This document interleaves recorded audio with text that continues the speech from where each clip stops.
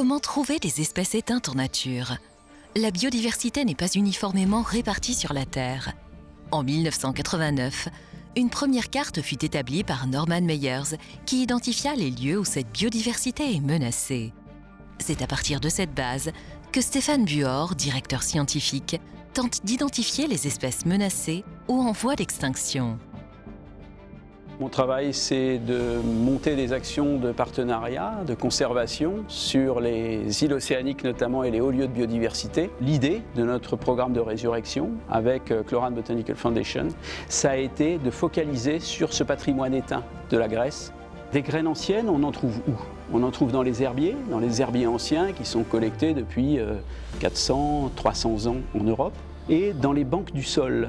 Quand les plantes disséminent leurs graines naturellement, on peut trouver dans les banques du sol des graines très anciennes qui peuvent avoir des dizaines d'années, mais parfois des centaines, voire des milliers d'années. Et ce sont des plantes qui peuvent survivre sous forme de graines vivantes dans les banques du sol.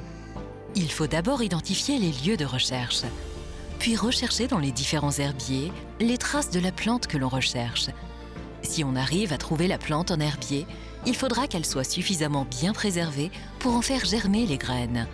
Sinon, si aucun élément de la plante n'existe ou n'est viable, il faudra tenter d'aller sur place pour creuser le sol et retrouver des graines intactes pour les faire germer en laboratoire.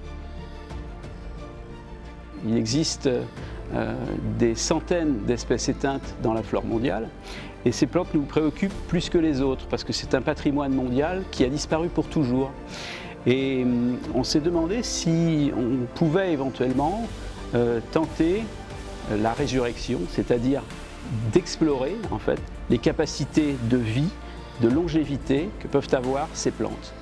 Ainsi commence le début d'une nouvelle étape. Comment ressusciter des plantes disparues via les biotechnologies végétales.